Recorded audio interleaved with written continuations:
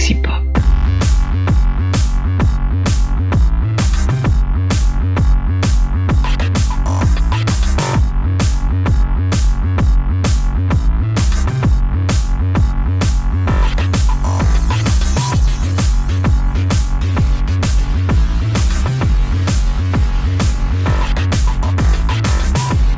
Et bonsoir à toutes et à tous et bienvenue dans ce nouvel épisode de Trek Analyse. Analysons la saison 3 de Star Trek Enterprise. Salut Thierry, comment vas-tu ? Salut, bonjour tout le monde, ça va ? Ça va très du bien. mauvais côté. Voilà. Et salut Sean, comment vas-tu ?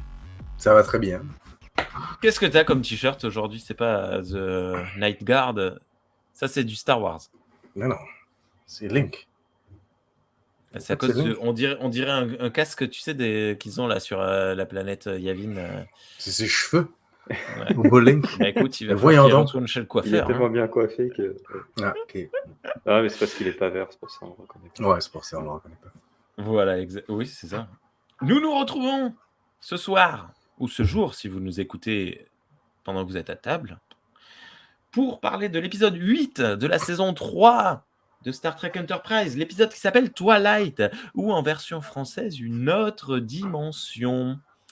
J'ai été super rapide, d'habitude on discute de plein de trucs, il y a des trucs à dire avant, je sais plus. J'ai oublié des gimmicks, non ? T'as quoi comme t-shirt, Rémi ?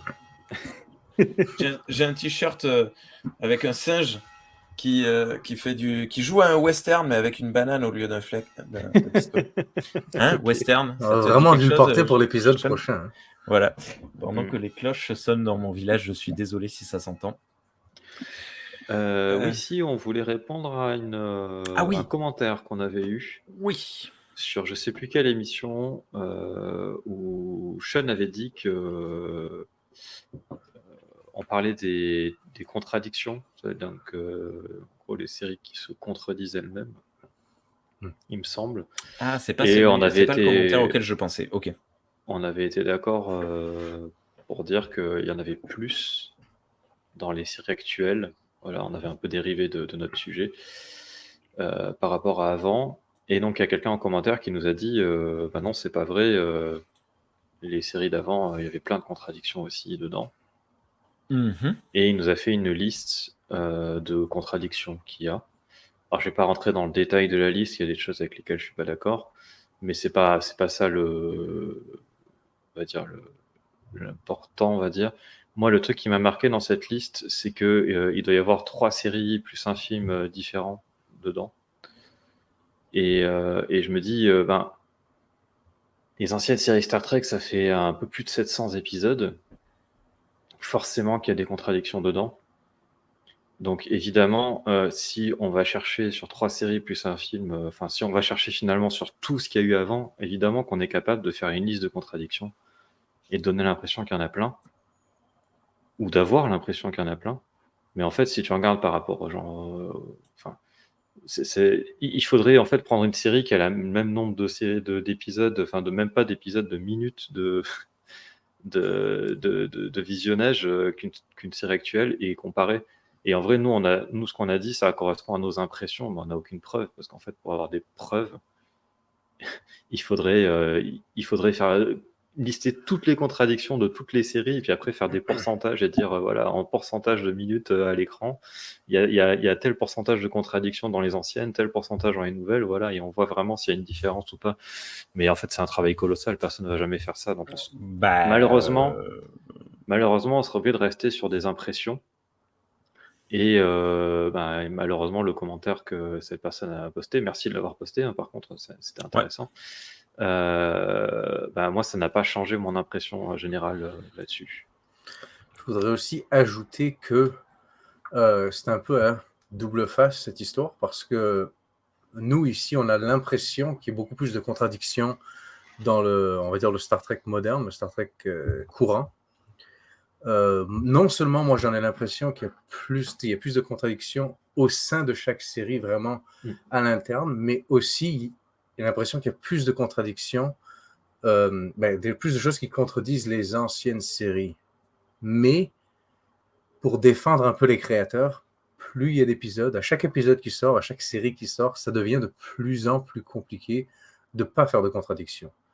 Beaucoup de créateurs de science-fiction qui ont travaillé sur Star Trek, ils ont tous un avis différent sur comment marche le voyage temporel, les dimensions différentes. Puis des fois, tout simplement, ils ont besoin de raconter une histoire d'une certaine manière et donc du coup, ils sont obligés de se contredire entre eux. Quand on parle d'espèces comme les Klingons, etc., c'est vrai que des fois, il y a des contradictions, mais des fois, on pourrait dire que c'est comme un élargissement du lore et donc du coup, du contenu que nous livre Star Trek. Mais globalement, c'est de plus en plus difficile, puis ça le sera avec les années plus en plus difficile de ne pas faire de contradictions.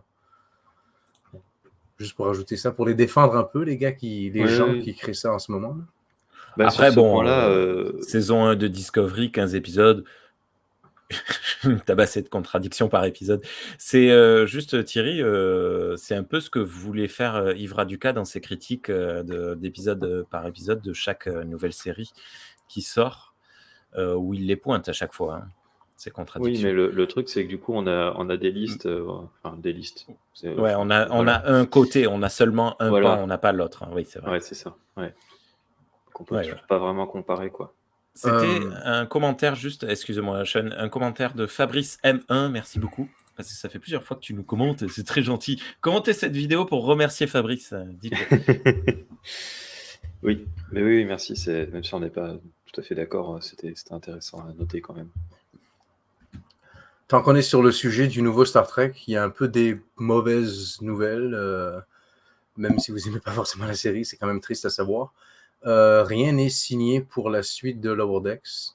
Ils sont en train de préparer la saison 5, donc ça c'est bon. Tout est acheté, tout est payé, c'est en pré-production, ça va sortir.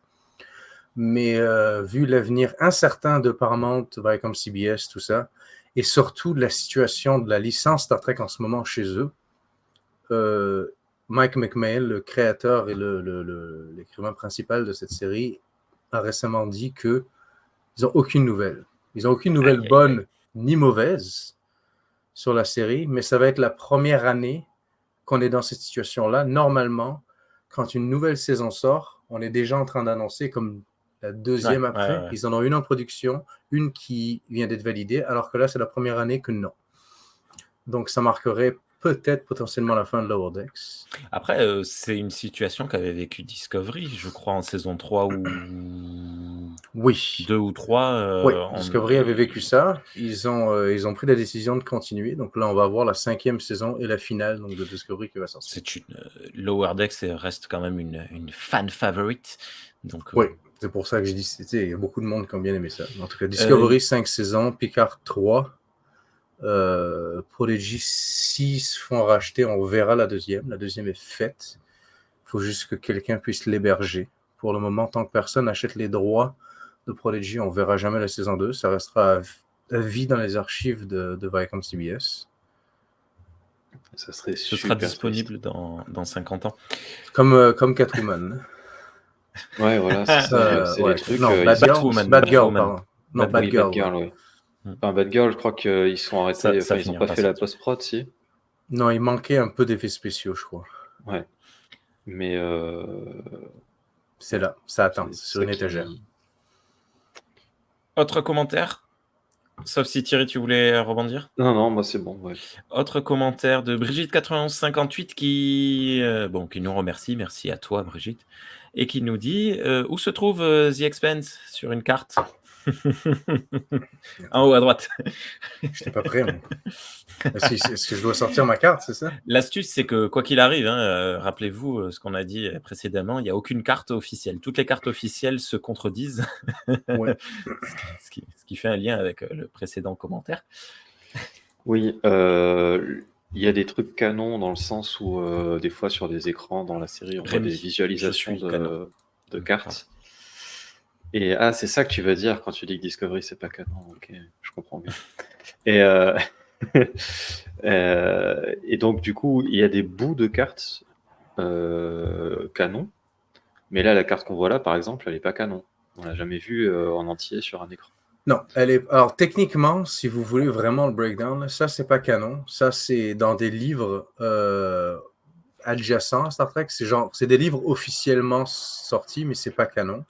Mais c'est très souvent que ces cartes-là se retrouvent dans les séries parce que les créateurs des séries, surtout actuelles, se servent des livres. Ils vont pas créer leurs propres cartes. Ils vont chercher des cartes qui existent déjà, puis ils mettent ça. C'est incroyable, hein. Ça fait 55 ans que cet univers existe et ils ont toujours pas. Il y en a pas 3 clampins qui se sont mis autour d'une table. Ils ont dit bon, allez, il est 9h du matin, on a jusqu'à 19h, on se cale une carte. Arrêtez de. Est-ce que c'est pas mieux justement de pas avoir de carte pour se préserver de la liberté créative et dire bah tiens, là il y a ça. Ça contredit aucune carte canon parce qu'il n'y en a pas. Donc on est tranquille. Bah ouais, mais on n'arrête pas, nous, en tant que podcasteurs, on n'arrête pas de dire que c'est un univers quand même bien structuré, assez cohérent et tout. Et puis d'un coup, on accepte ce trou béant. Je ne suis pas d'accord, Thierry, je ne suis pas d'accord. Bah non, mais moi justement, je pense que ça aide à avoir un univers cohérent, de pas tout mettre à plat dès le départ et puis se retrouver coincé parce que t'as bloqué les trucs, quoi. Alors, elle est où l'Expanse? Bah, techniquement, spoiler, l'Expanse n'existe plus à l'époque où cette carte est faite. Ah oui, c'est une carte du 24e siècle, c'est ça? Oui. Mais ce serait supposé être vers ici, là. Alors, je suis désolé, je n'arrive pas très bien à lire. Bon, là, il y a écrit Regulus, puis ça, c'est Suliban. D'accord. Donc, c'est la planète Suliban ici. Le Briar Patch avec les Baku, ça se passe ici, dans le film Insurrection, je crois. Ouais.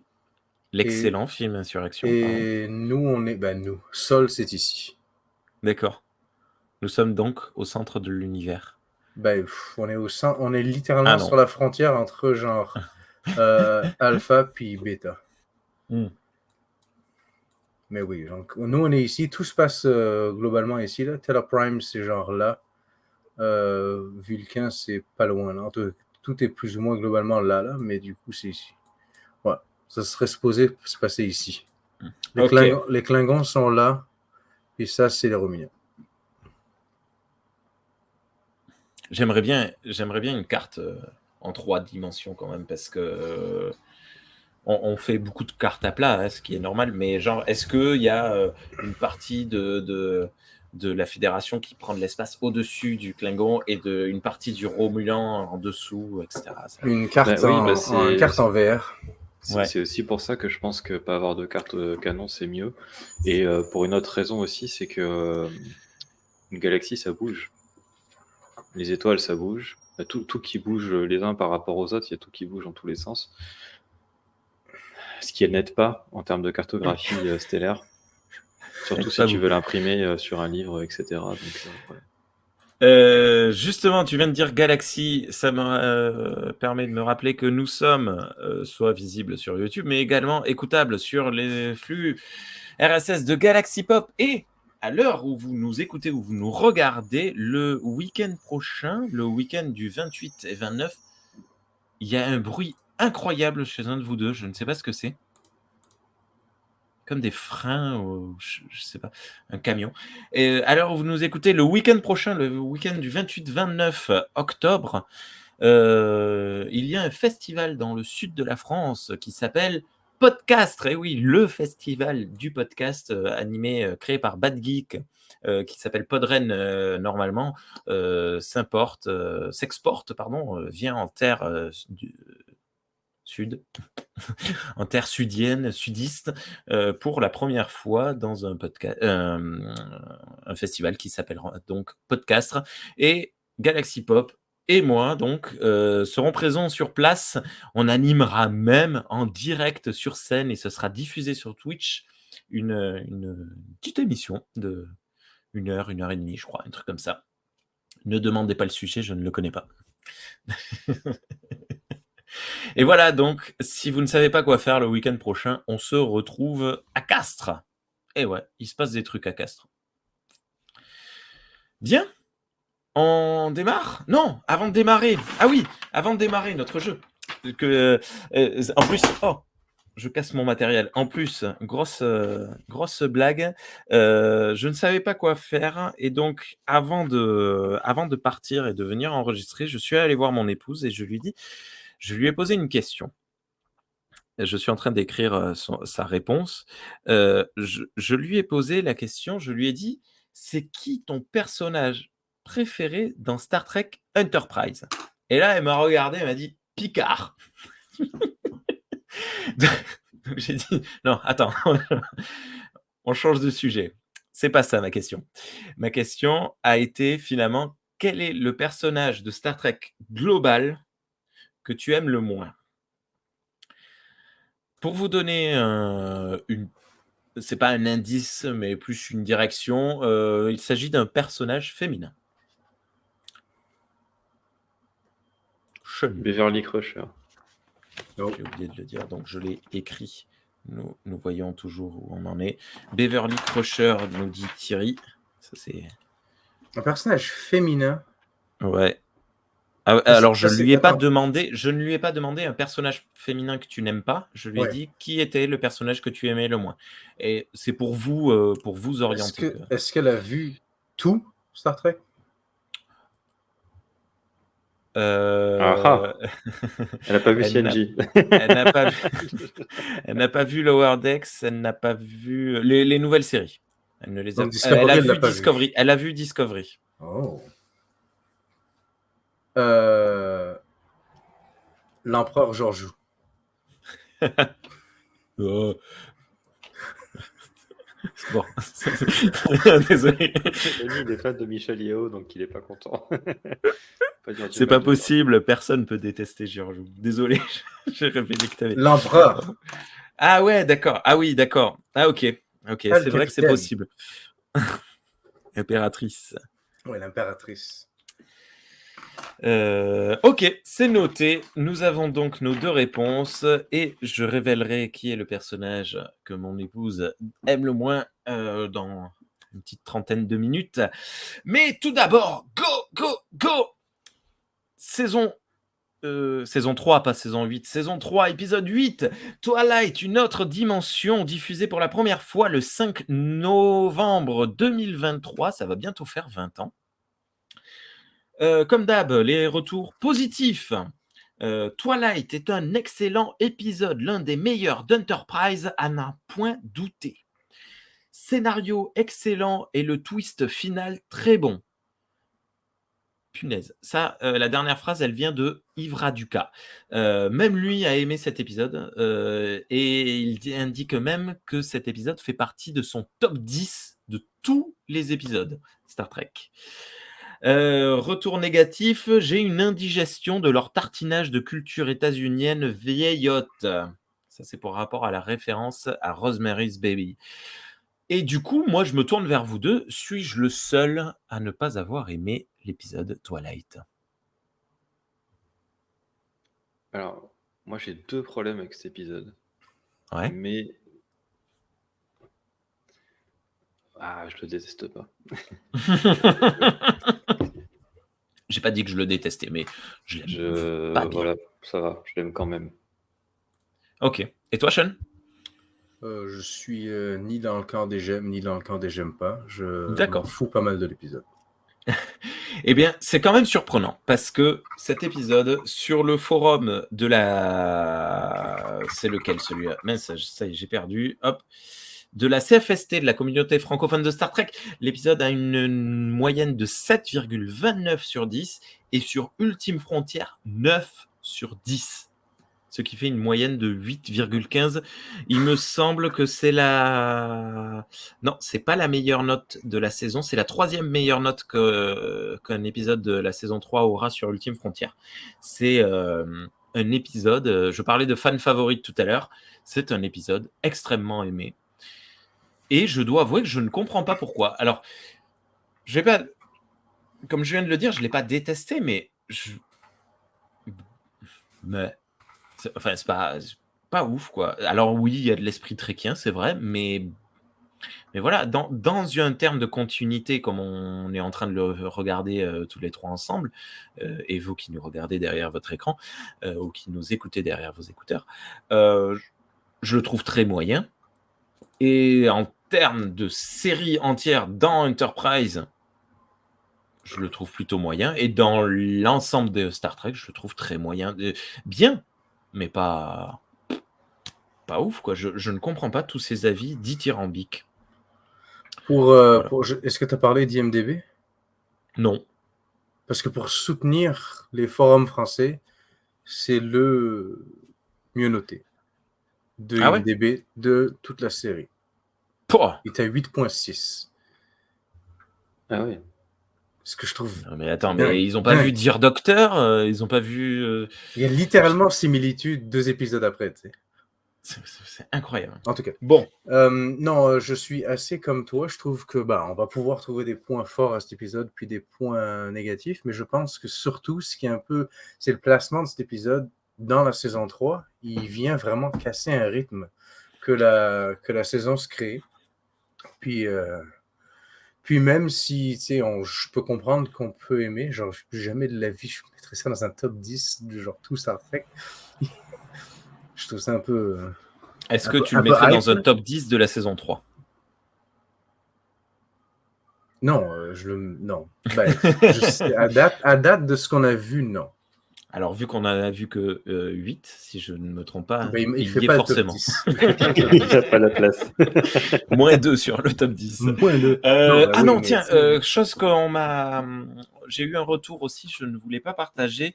Oui, on le redit, on le rappelle, la saison 3 d'Enterprise a fait date dans l'histoire des séries télé américaines. C'est très complexe de tenir une série, pas une série, une saison de 25 épisodes, de bout en bout comme ça. Et bravo à elle, parce qu'on m'a un peu reproché de ne pas assez souligner ça lors de nos premiers enregistrements, où on disait que c'était bien, etc. Mais on partait un peu rapidement dans les critiques d'épisodes. Oui, la saison 3 de Enterprise, non seulement on l'apprécie plus ou moins chacun, bon, ça on en a déjà parlé, mais oui, elle a fait date. Et elle est particulièrement notable pour ça. Donc bravo à elle, et c'est très bien, et j'espère que... c'est précisément pourquoi on fait ce podcast sur cette saison-là en particulier. Voilà. Pour Et puis la féliciter de ça. elle a influencé, on le redit, parce qu'on a connu un décès récemment, mais s'il n'y avait pas eu la saison 3 d'Enterprise, on n'aurait probablement pas eu la série 24 heures chrono, et donc les séries actuelles qui se tiennent de bout en bout seraient très différentes. On y va, c'est parti. Allez. Scène numéro 1. Archer se réveille suite à des secousses. Encore une anomalie, notais-je. Alors qu'il se lève pour voir ce qu'il se passe, un membre de la sécurité l'empêche de sortir et lui dit qu'il a ordre de le garder enfermé. Les ordres viennent du capitaine. Ni une ni deux, Archer lui colle une patate dans la gueule. Ce mec est joué par Richard Anthony Crenna, qui jouait dans The Blob, que j'ai vu il y a quelques jours et que j'ai kiffé. On découvre alors T'Pol en capitaine. Tenue complète. L'Enterprise est aux prises avec l'ennemi, alors que Archer débarque sur le pont. Une sphère Xindi apparaît dans l'espace et oh mon Dieu, elle détruit la planète Terre. Générique de merde qui arrive au pire moment possible. Waouh. Je n'entends plus rien, mes tympans ont été crevés par ton Je suis désolé passablement. C'est une accroche extrêmement nerveuse, extrêmement accrocheuse.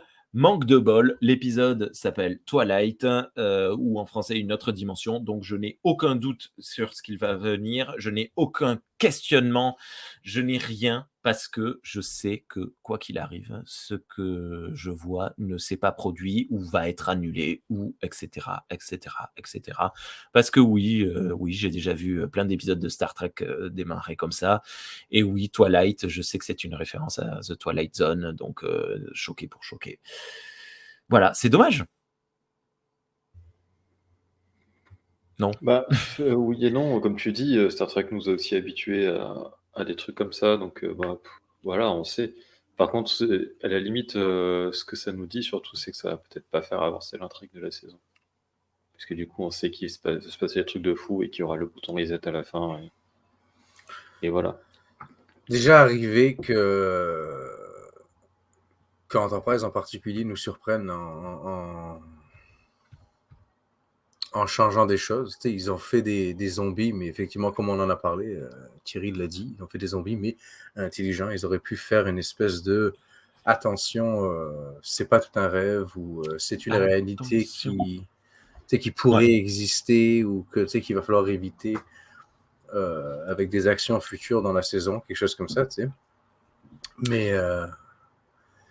Mais oui, c'est vrai que moi aussi, je trouve que ça a beaucoup moins d'impact. On ressent moins les enjeux quand l'épisode démarre.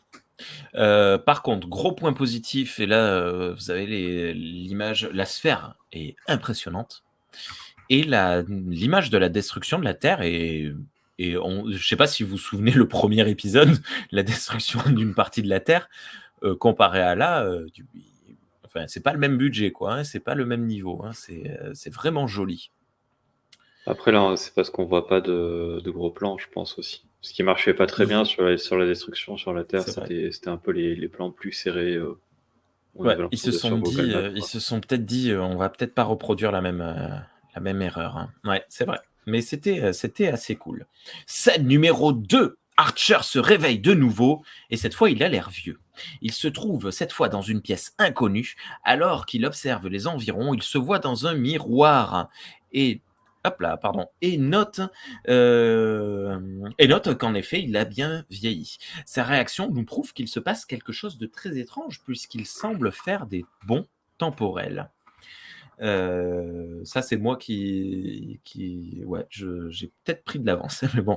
Il entend du bruit dans la cuisine et trouve T'Pol en train de lui faire la cuisine. Face aux questions d'Archer, T'Pol répond qu'il y a beaucoup de choses à traiter et l'invite à s'asseoir. Elle semble être au courant de la condition d'Archer. C'est à ce moment-là qu'affiche sur l'écran, réalisé par Robert Duncan McNeill, connu pour le Capitaine Proton. Pardon. Oui, Tom Paris, également apparaissant dans un épisode de TNG, je ne sais plus comment il s'appelle, top 10 des épisodes de TNG d'ailleurs. Et voilà, et ce qui nous promet quand même un épisode avec une belle réalisation, parce que je n'ai plus aucun exemple de ce qu'il a réalisé d'autre, mais je sais que quand son nom arrive, c'est plutôt cool. Archer donne alors ses derniers souvenirs et T'Pol lui explique que cela date d'il y a 12 ans. Boum. T'étais où il y a 12 ans, Sean? Il y a 12 ans? Ouais. En France. Il y a 12 ans, attends, c'était quand 2012. Ouais. Ouais. En France. Ok. C'est cool. Et toi, Thierry? Moi, ça faisait 1 an que j'étais arrivé à Lyon, que j'avais commencé à travailler et que j'avais un appart que je payais moi-même. Bravo. Tu as une médaille? Ouais, pourquoi pas. Ouais, faut la refondre.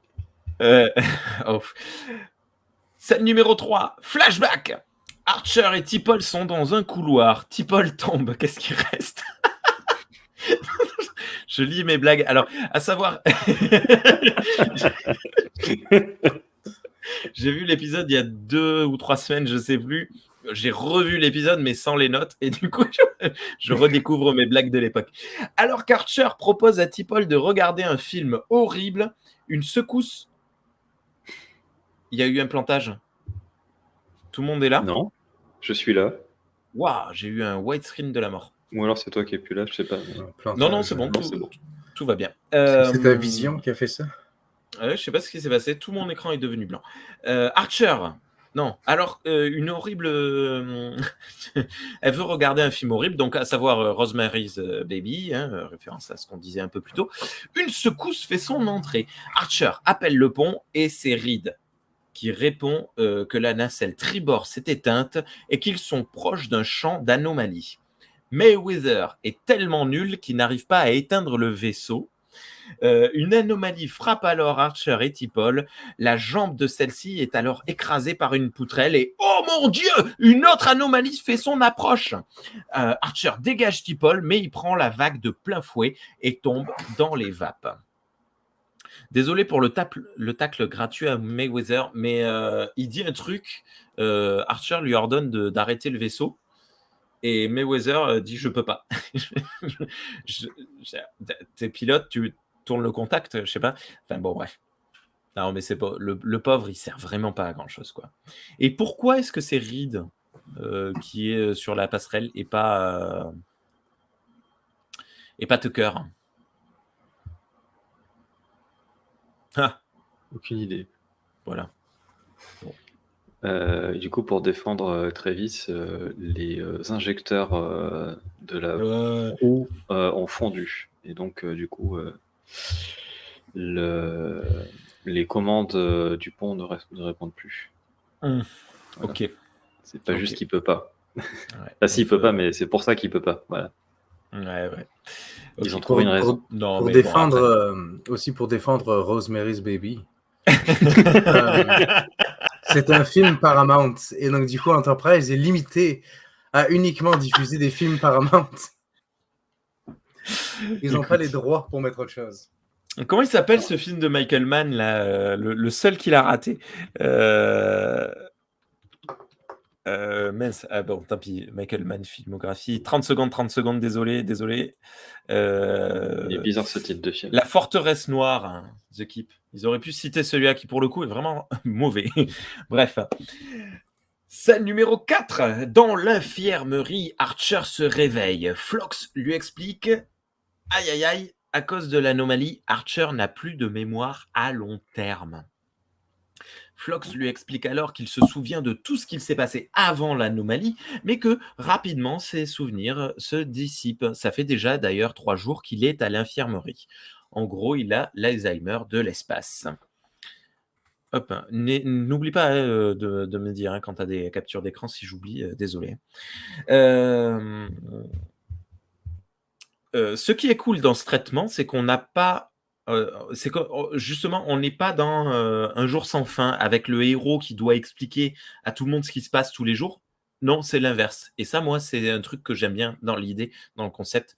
Je me dis, surtout qu'il y a 30 secondes, on nous dit ça s'est passé il y a 12 ans.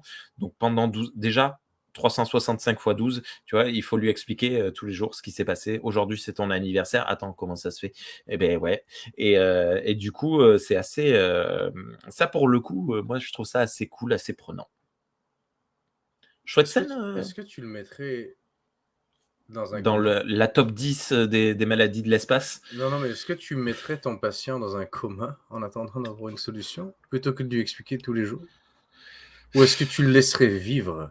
Alors, est-ce qu'il vit vraiment ou est-ce qu'il existe? Je l'avais noté pour la vidéo avec, pour le passage où T'Pol commence à tout lui expliquer. Pourquoi elle n'a pas fait une vidéo? Ah, mais ça, ils l'ont probablement fait. Genre, tous les matins, il se réveille. Tu le mets dans une pièce, tu te dis, écoute, j'ai pas le temps là, il faut que je je sais pas, faut que je répare les injecteurs de chips. C'est toujours les injecteurs. Il faut purger les injecteurs. Et regarde cette vidéo, tu vas comprendre. Et puis hop, tu as la vidéo où elle est là, elle explique tout. Voilà. C'est très probable. Hein. Et parce qu'il y a des jours, après, comme elle le dit sur la fin de l'épisode, il y a des jours où elle n'avait pas envie de rentrer dans les détails aussi. Alors après, oui, et puis la scène où on voit T'Pol lui expliquer, c'est vrai que c'est un moment spécial parce que il y a Flock qui arrive, on va voir pour la suite. Mais ça aurait été bien qu'il y ait une petite référence à ça, tu sais, ou genre dans un des passés qu'on les voit lui montrer une vidéo et tout, parce que je me dis quand même, c'est le futur. Déjà nous, on a la technologie. Pourquoi ils y pensent pas? Je sais pas. Est-ce que tu pourrais le troll aussi une fois de temps en temps? Qu'est-ce que t'en fous? Ça va reset de toute façon. Tu comptes n'importe quoi? Très probable. Non, mais c'est une vraie question. Est-ce qu'ils auraient pu le mettre en stase? Est-ce qu'ils auraient pu le mettre dans un téléporteur, là, comme dans Strange New World et comme Scotty aussi dans TNG?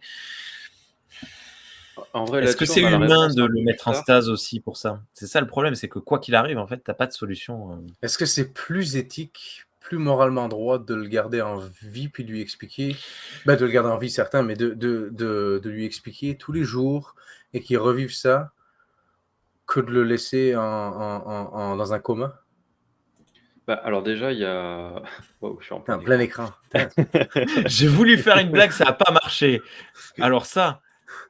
Ah ben non, ça marche toujours pas. Dites-le nous dans les commentaires ce que vous en pensez. Qu'auriez-vous fait? Auriez-vous mis Archer en stase ou l'auriez-vous gardé Avez-vous une autre solution? vivant? L'épisode ne pose pas la question, et c'est vrai que moi, je sais pas, ça me paraît évident de ne pas le mettre en stase, mais je saurais pas forcément expliquer pourquoi. Déjà, il y a le fait qu'il est... Bon, d'un point de vue purement pragmatique, ils ont besoin de lui, parce qu'on le voit un peu plus tard, dans des scènes après, il requiert ses conseils, et même ils lui disent c'est quand même utile de savoir et d'avoir son expérience, etc. Et il y a des choses qu'il a suggérées et qu'ils ont appliquées et qui ont marché, alors qu'il était dans cet état-là. Donc, d'un point de vue, si on ne tient pas compte de lui, comment il est, voilà. Et après, à partir du moment où on lui a réexpliqué un peu ce qui s'est passé, il a un peu de temps avant d'oublier. Et je pense qu'il est capable de dire lui-même aussi, de dire moi, ma vie comme ça ne me convient pas, je préfère être en stase. Ouais, surtout Archer.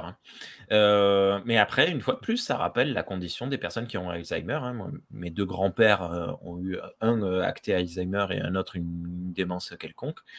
Qu'est-ce qu'on en fait? Est-ce qu'on les garde à la maison? Est-ce qu'on les met dans un hôpital spécialisé? Voilà, c'est des véritables questions qui existent, quoi, que l'on doit se poser. Donc, très intéressant. Thierry marquait un bon point, là, effectivement. Il est quand même lucide. Il perd la mémoire, mais il n'est pas fou. Il n'est pas fou. Et j'imagine que vers la fin de la journée, le gars, il sait ce qui se passe. Donc, effectivement, il pourrait exprimer justement son sentiment là-dessus. T'imagines, il se dit tous les soirs, je vais me coucher et demain, je ne saurai plus. Ça, c'est incroyable. Moi, je pense que je pourrais pas. Personnellement, je pense que je pourrais pas. Mais ouais, mais ça, t'en sais rien.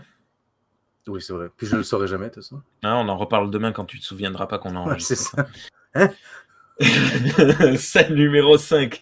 La voix de Twilight Tipol. Ah oui, parce que du coup, pour essayer de truquer, j'ai utilisé des pseudos comme d'hab pour essayer de nous repérer. La voix de Twilight Tipol, donc la Tipol dans 12 ans, nous explique qu'ils ont pris l'habitude de faire des réunions quotidiennes pour expliquer ce qu'il se passe, donc pour répondre à la question que l'on vient de se poser. Les semaines passent et se ressemblent. Dans la cabine repas du capitaine, Tucker explique qu'ils ont perdu la trace de la kétomine. C'est dommage. Tout l'épisode dernier n'a servi à rien. Alors qu'Archer explique un truc qu'il a déjà expliqué, le doute l'habite. Il a dit à T'Pol qu'il pense que les réunions quotidiennes sont une mauvaise idée finalement. T'Pol n'est pas d'accord. Joli moment de poésie avec T'Pol qui présente ses remerciements à Archer de lui avoir sauvé la vie. Et il lui répond qu'elle n'avait pas besoin de le faire puisqu'il aura tout oublié demain matin. C'était une scène un petit peu crève-cœur, très jolie, mignonne. Scène numéro 6. Twilight Tipol explique que l'amiral Forrest de Starfleet l'a appelé pour relever Archer de ses fonctions.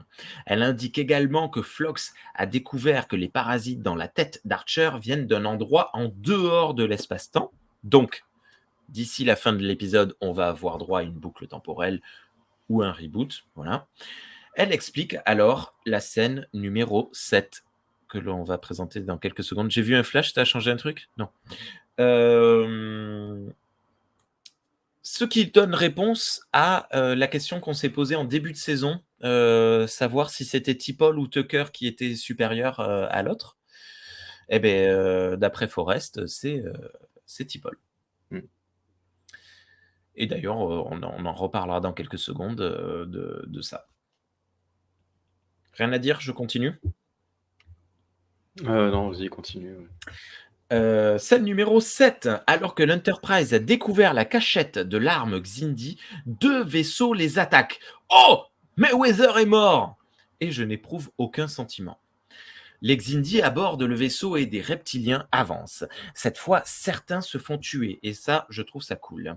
Un en particulier trouve la cabine d'Archer, et ça part en baston tellement violente que Archer le tue en lui plantant une statuette dans la poitrine.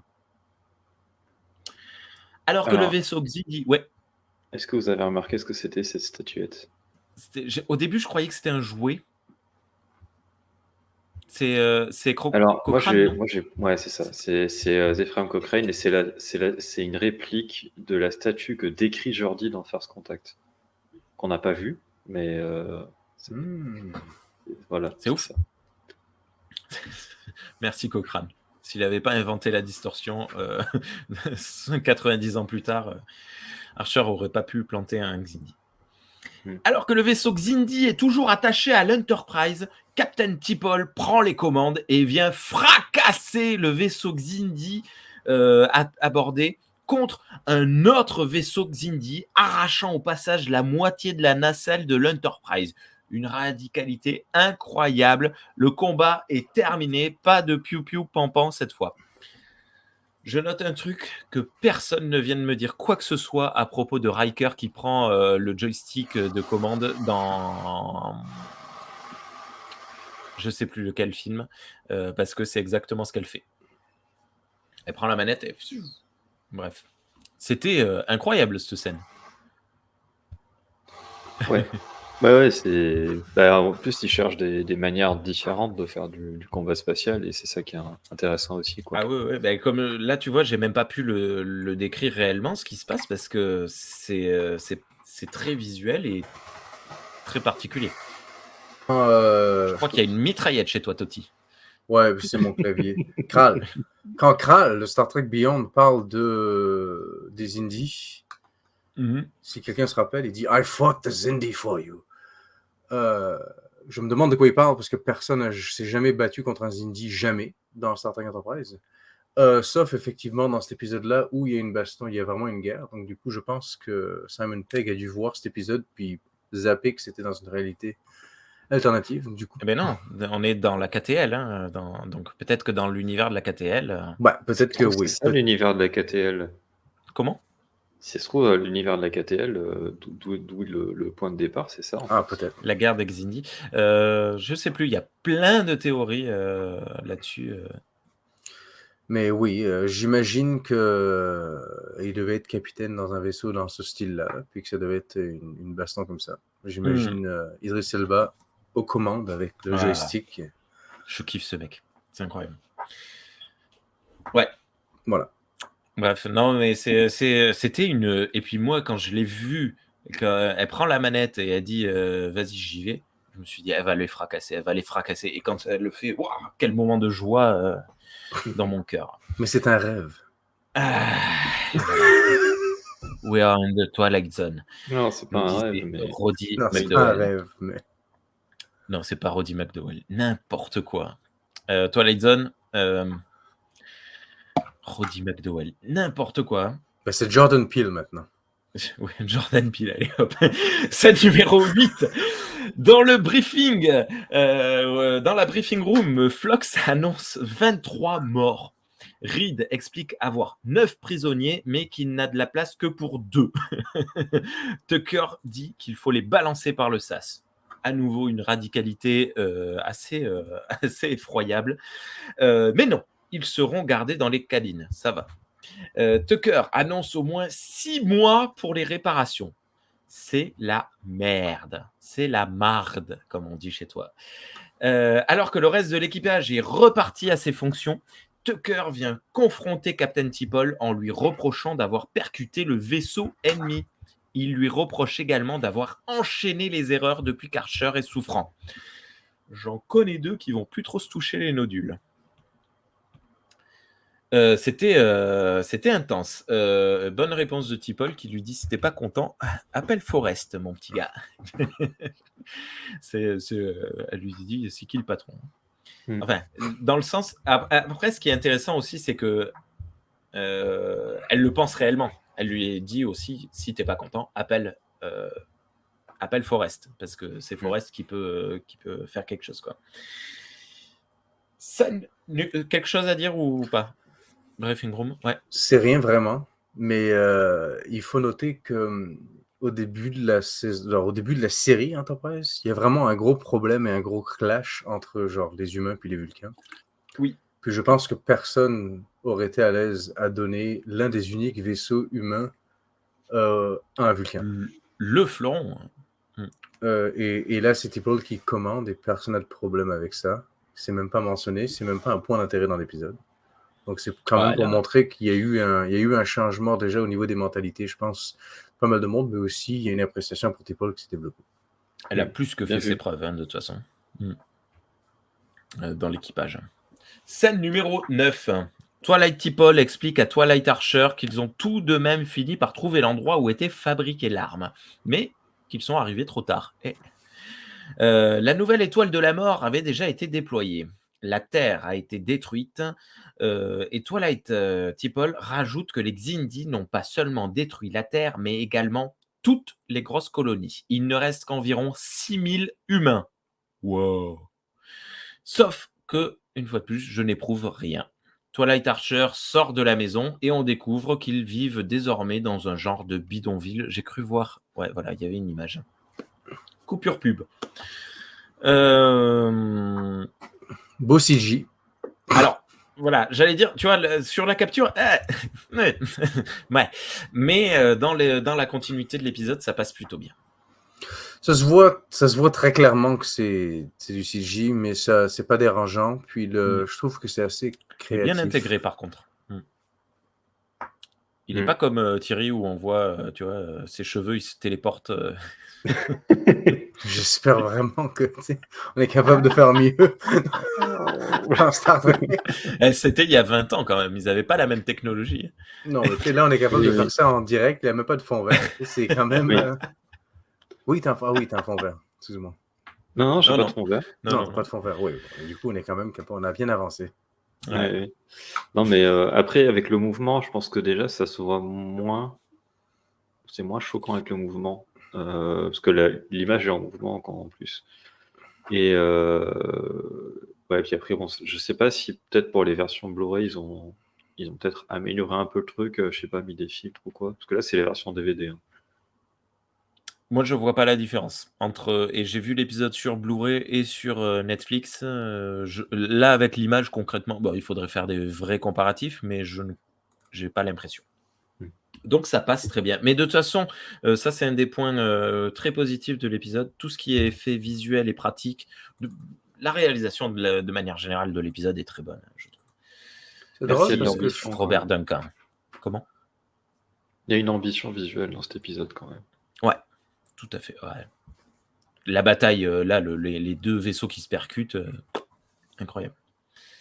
T'allais dire un truc, Sean? J'allais dire, c'est drôle de nos jours. J'ai souvent l'impression que, tu sais, quand on prend un film vraiment nouveau, vraiment moderne, si on fait une capture d'écran, ça paraît beaucoup plus photoréaliste que quand c'est en mouvement, parce que des fois, les visages, on n'arrive toujours pas exactement à, tu sais, un uncanny valley, on n'arrive pas vraiment à simuler un vrai visage, alors que quand c'est vraiment juste une image, ça paraît très bien. Donc là, tu disais que c'est un peu l'inverse. Là, ça paraît mieux quand ça bouge. D'accord. Ouais. T'as vu The Creator ou pas encore? Non, pas encore. Parce qu'apparemment, les retours sont très bons sur les effets visuels, notamment des visages. Scène numéro 10. Twilight T-Paul rejoint Archer et elle lui dit qu'ils sont sur la 5e planète du système SETI Alpha. Mais ça vous rappelle quelque chose? Ah voilà, justement, ça va bientôt péter. Je me rappelais, je savais pas si tu l'avais zappé ou quoi. Elle et alors, dit à ce moment-là, ouais. Donc effectivement, c'est la planète où plus tard Kirk déposera Khan.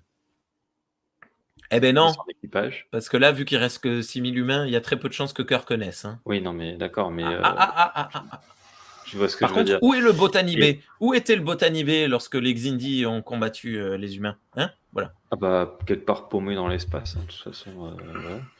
Il sera découvert qu'au XXIe siècle, dans une autre timeline. Enfin, dans la timeline préservée. Mais du coup, il y a Mike Sussman, le scénariste de l'épisode, qui a expliqué qu'il avait fait ça. C'était un genre de... Comment on dit?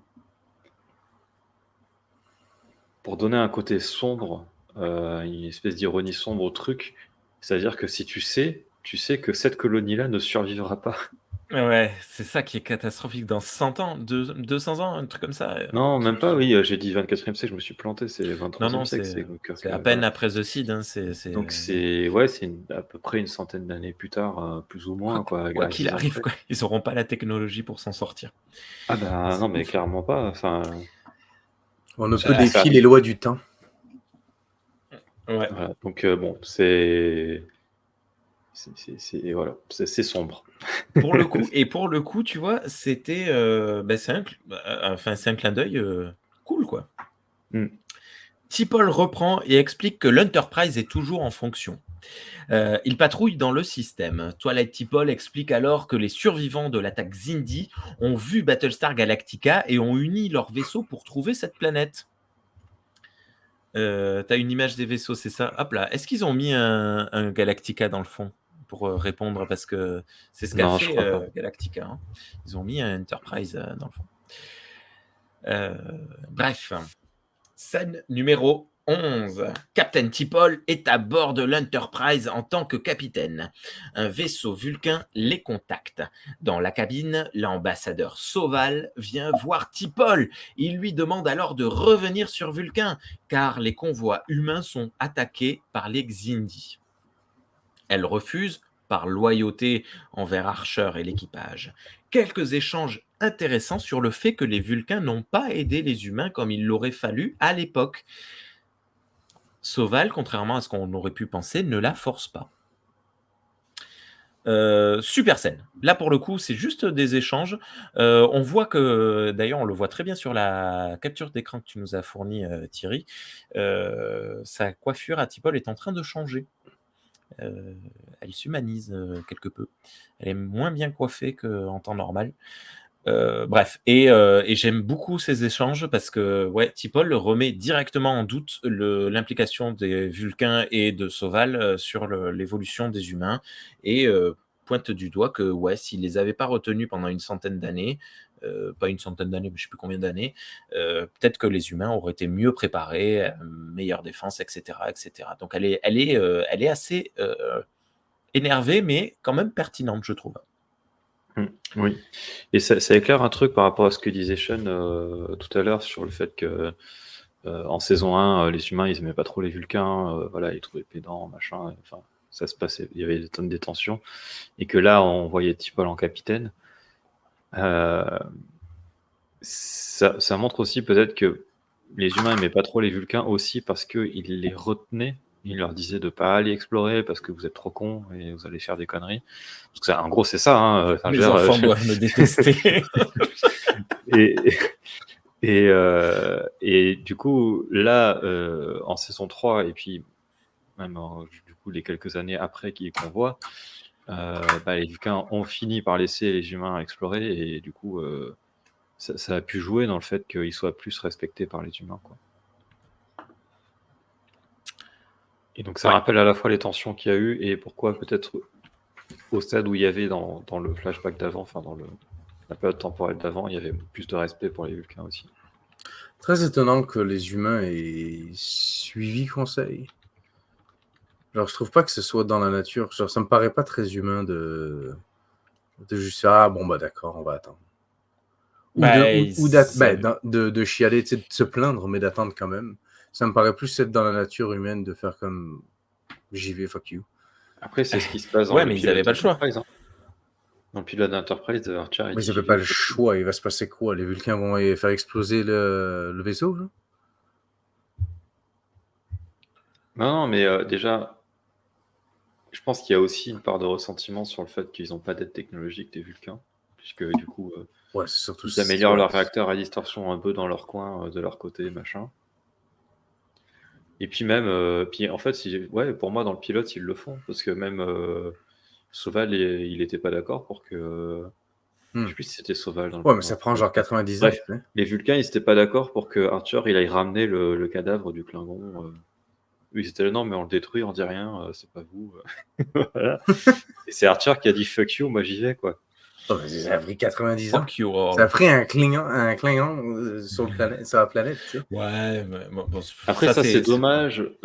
Toujours pareil, hein, c'est dans la première version, enfin ce qui était l'intention qu'il y avait sur Enterprise au départ, c'était d'avoir 3 saisons qui se passent sur Terre et où justement on voyait Ça un aurait peu été la lutte incroyable. d'Archer pour pouvoir partir dans l'espace en exploration.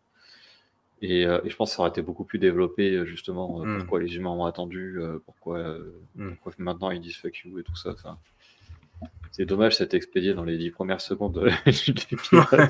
C'est dommage. On y mais va, bon. on y va. Mais ça aurait hurlé s'ils avaient fait ça, hein, mais ça, d'un point de vue artistique et créatif, ça aurait été génial. Ouais, mais même moi, je sais pas si j'aurais été accroché. Bref, on va avancer parce qu'on est déjà, on n'est même pas à la moitié de l'épisode et on n'avance pas trop. Enfin, c'est pas grave, mais on est déjà à 1 heure d'enregistrement. Scène numéro 12. Captain T'Pol rend visite à Archer. Il demande s'il peut aller aider en machinerie trip, mais comme d'hab, la réponse est « On a déjà essayé, frère ».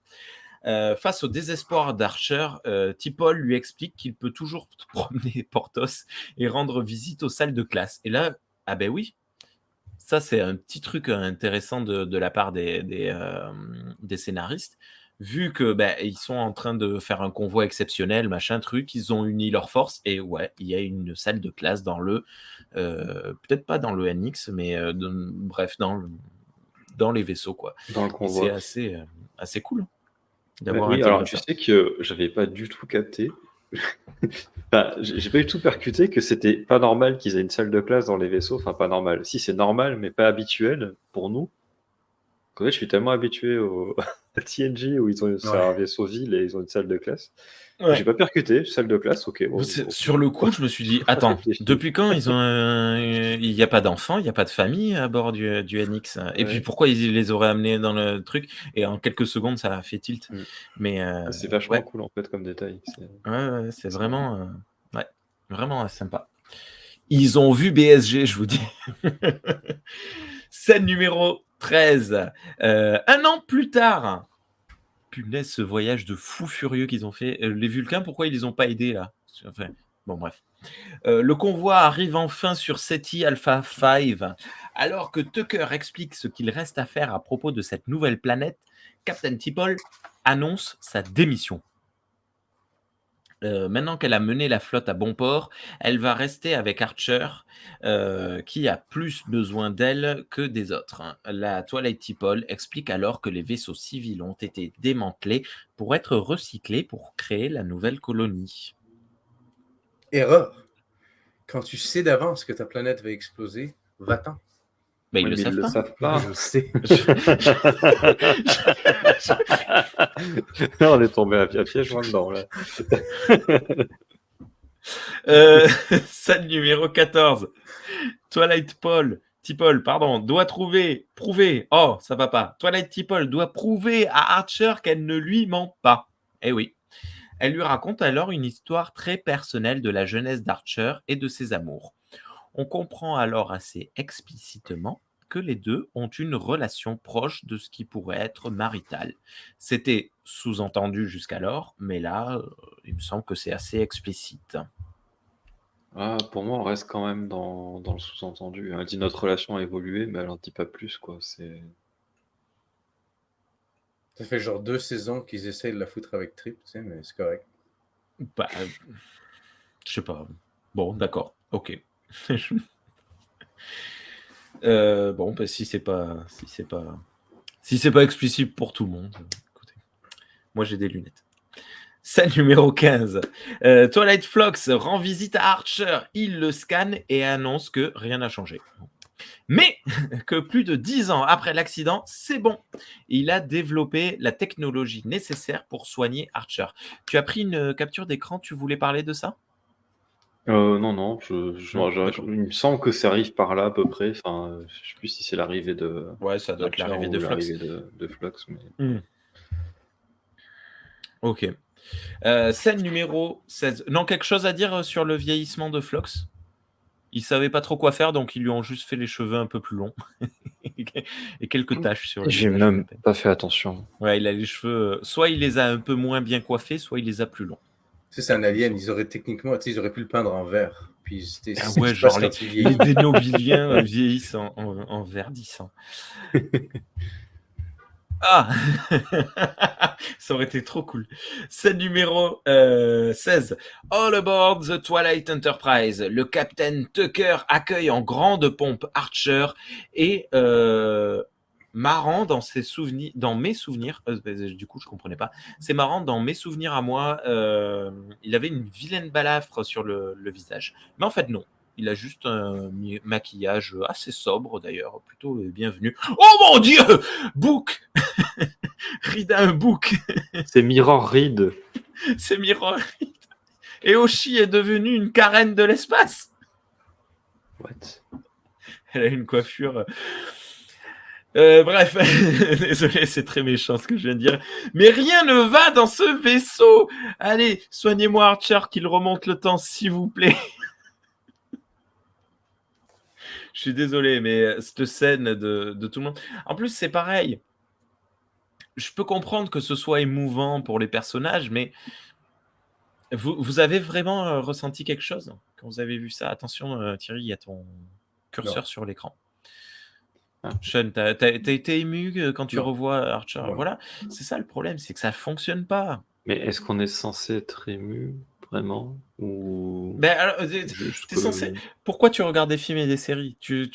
C'est pour ressentir des trucs, pour réfléchir. Non, mais là, tu vois ça, mais c'est non. juste quelque chose qui se déroule. Je comprends ce que demande Thierry. Ici, est-ce que l'objectif de l'épisode, c'est de t'émouvoir à ce genre de moment-là? Non, je pense que c'est plus basé sur l'intrigue. Qu'est-ce qui se passe? Tu étais plus intéressé de Moi, par je pense ce que qui est c'est en le- train de se enfin, dérouler, ce le qui est- questionnement. C'est le concept de SF, pour moi, qui est important dans cet épisode. Mais effectivement, bon, concept de SF, effectivement, je trouve un peu comme Rémi, il est un peu raté. Et puis, il y a Oui, non, mais un problème de on rythme. va y venir, mais oui. Il y a un problème de rythme. Je sais pas à combien de minutes on est de l'épisode, mais ça va extrêmement vite. T'as pas le temps de... Bon, moins d'une minute, la Terre est détruite. Ça, je veux bien, c'est une accroche. Mais après ça, tu fais des bonds temporels de 12 ans, des machins, des trucs. Il y a un truc qui cloche dans la forme de l'épisode.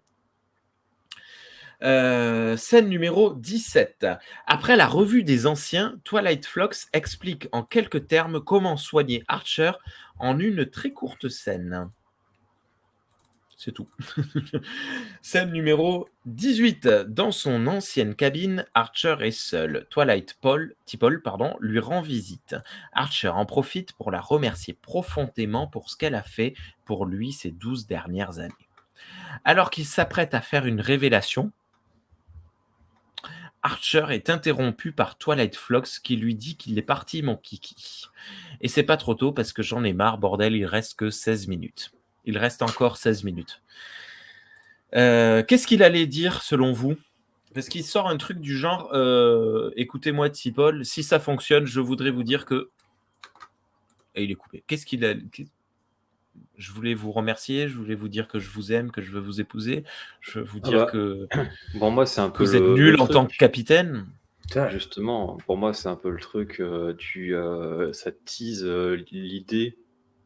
C'est pour ça que pour moi, c'était pas explicite avant. Et d'ailleurs, pour moi, c'est un peu le truc. C'est-à-dire qu'ils mettent en place l'idée que peut-être ils ont une relation amoureuse, mais ils le disent pas. Et ils gardent le flou exprès, je pense, pour je sais pas, pour que ce soit plus subtil que ça, quoi. C'est pas flou, franchement. Tu restes pas 12 ans avec un mec. Enfin, non. Oui, non, mais je suis d'accord avec toi que c'est ce que ça implique, mais ils ne veulent pas le dire explicitement. Ils ne jamais ils disent ils sont amoureux, jamais tu les vois rouler des pelles en gros plan avec des violons et un truc qui tourne. C'est juste qu'ils veulent pas être faire du sensationnel. Ouais, ils n'ont pas voulu faire Voyager avec Janeway et chaque côté. Ouais.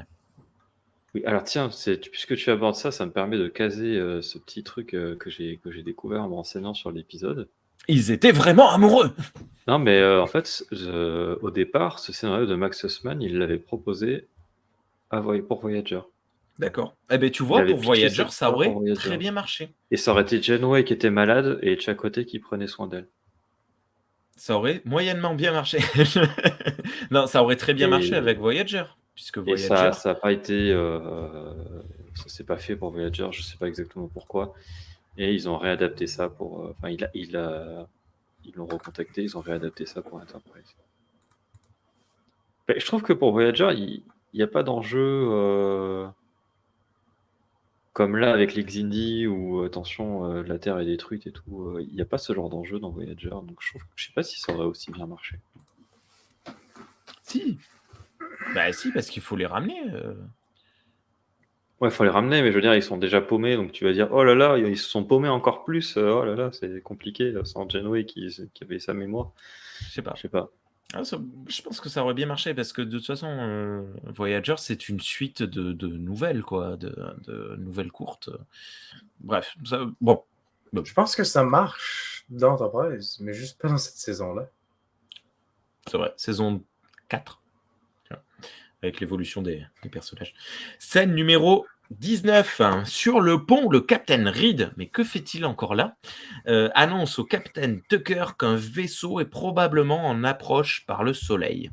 En même temps, Archer est dans une chambre, un genre de tube transparent, relié à une machine qui scanne et, je suppose, irradie son cerveau. Twilight Phlox, tu as une capture d'écran. Hop là. Twilight Phlox procède à son opération. Scène légèrement prenante, mais on ne sait pas si ça a fonctionné ou pas. Bon, le sens de ma phrase ne veut pas dire grand-chose, mais cool scène. Bref.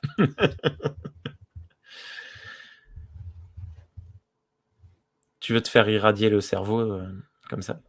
En plus, la méthode est super violente. La méthode d'irradiation, c'est le moteur de l'Enterprise qui la procure. Donc, Il procure l'énergie. Ouais. Et ouais, il faut une grosse énergie. Ouais. Scène numéro 20. L'Enterprise approche du Soleil pour contacter le vaisseau inconnu. Alors qu'ils essaient de l'appeler, le vaisseau s'enfuit. Tucker décide de lui tirer dessus. What? Pour l'immobiliser. Ok. Dans l'infirmerie, les Twilight Phlox et T'Pol analysent les résultats de l'opération. Il semblerait que les choses aient fonctionné. Phlox, tout heureux, propose à T'Pol de la ramener. Elle refuse, se mentant à elle-même lorsqu'elle dit qu'Archer aura toujours besoin d'elle. Phlox la confronte et l'invite à ouvrir son cœur. Après tout, elle a passé 12 ans à passer chaque jour auprès d'Archer, découvrir sa vie, sa personnalité et se dévoiler à son égard. Elle coupe la conversation en disant que quelque chose cloche, mais on n'en saura pas plus.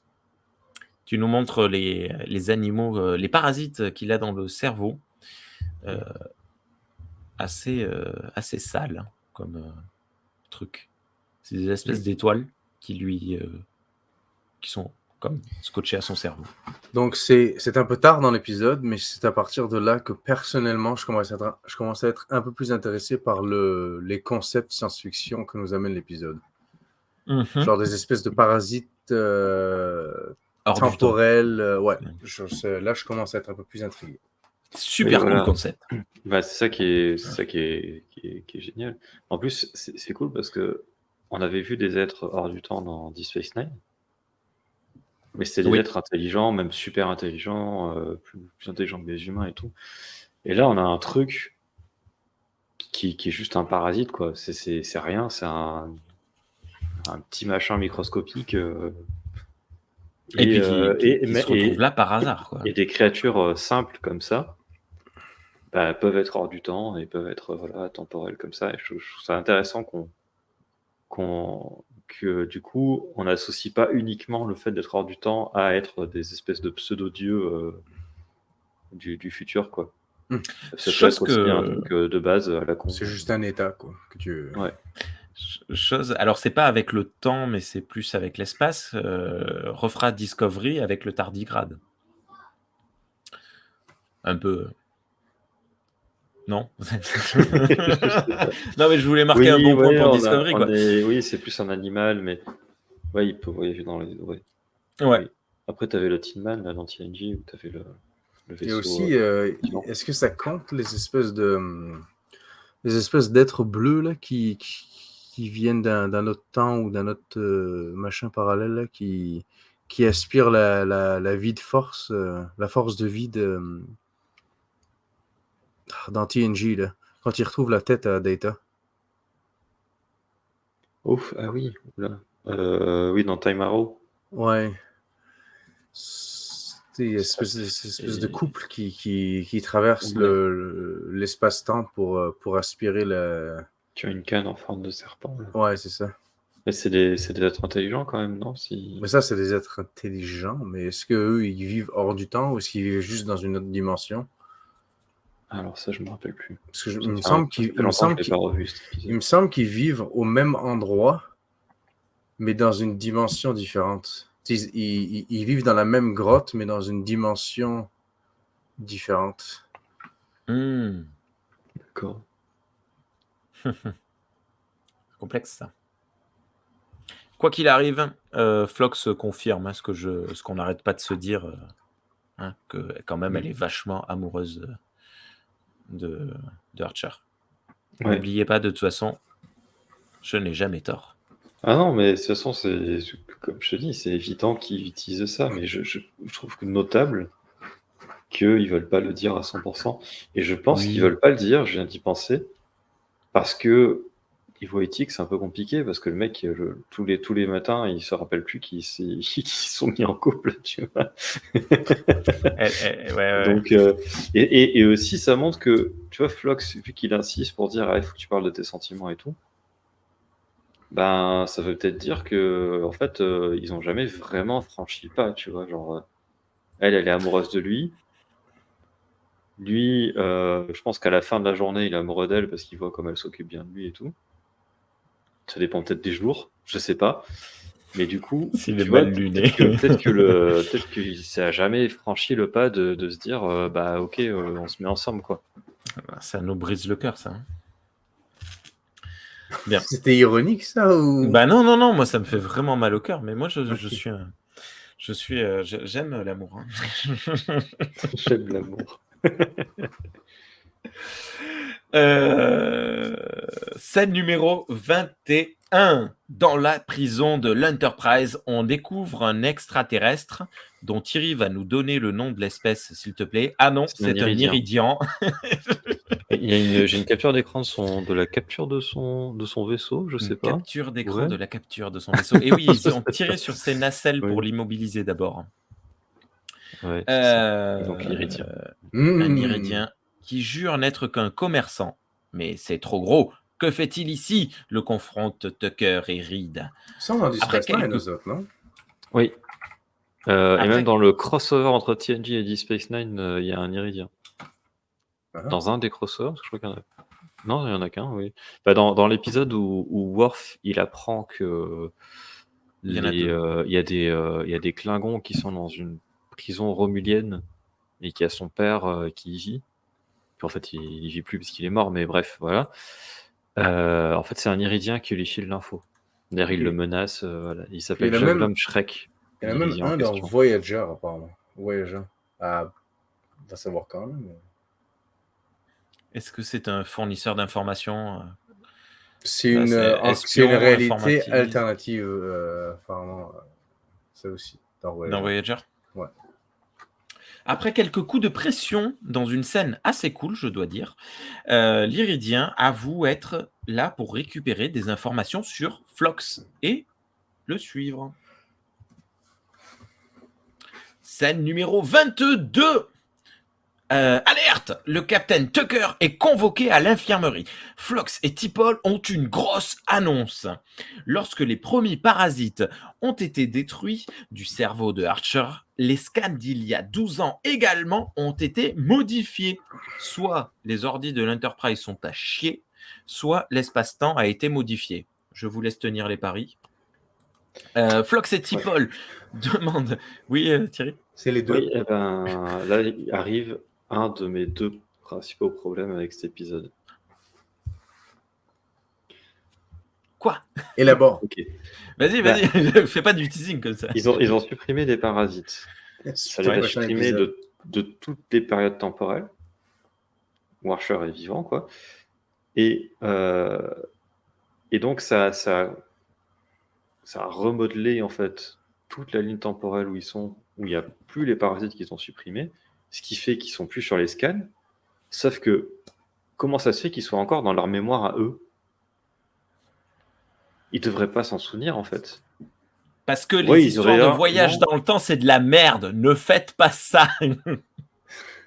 Ok, c'est pour ça que t'aimes pas cet épisode, toi. Non, mais moi, C'est une de ça me mes... pose un vrai problème, ce truc-là. Et pour moi, c'est un des gros points faibles de l'épisode parce que c'est genre le centre de l'intrigue, c'est tout le concept de SF, il tient là-dessus. On Et pourrait peut-être ils devraient pas se arguer souvenir. que vu qu'ils ne sont pas dans le temps, les choses qui sont dans le temps se souviennent d'elles dans le passé, mais les objets n'ont pas de mémoire. Ouais, non, je sais pas. Non, pour moi, une mémoire informatique, une mémoire cérébrale, genre au fond du fond, d'un point de vue physique, il n'y a pas une différence monstrueuse. Donc si la timeline a été altérée dans les ordinateurs, ça devrait être altéré dans les cerveaux aussi, quoi. C'est ce qu'il aurait fallu pour que ça Du marche, coup, il se c'est serait d'avoir dit, ça n'a pas un. marché, alors que ça a Bah marché. oui, c'est ça. C'est-à-dire que ça n'a pas supprimé de parasites, puisqu'on voit toujours autant de parasites qu'avant. Il aurait fallu, pour que ça marche, qu'il y ait un personnage qui ait la capacité de percevoir les C'est altérations ça. temporelles. Alors, du C'est ça. Comme dans Time and Again de TNG, où c'est Guinan qui joue ce rôle-là. Ou Je- il y a un épisode un peu le voyageur, le Il y a- mec de la guerre temporelle.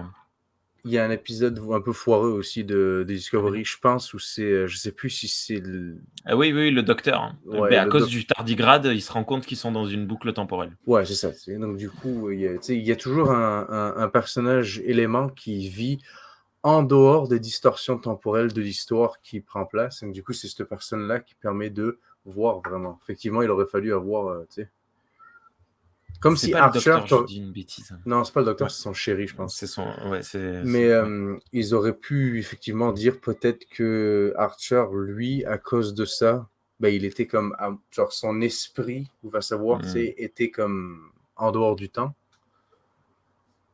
Ils auraient pu faire un truc du genre...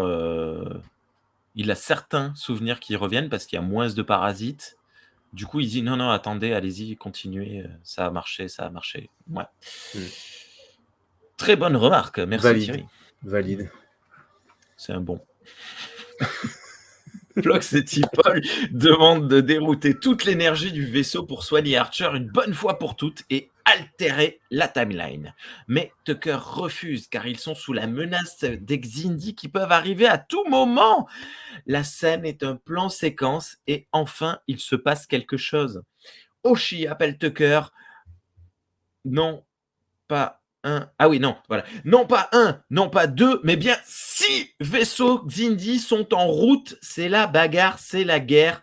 On va rentrer dans la scène numéro 23, mais avant ça, c'est l'heure de révéler la réponse à la question, sauf si vous avez des choses à dire sur ce que je viens de dire.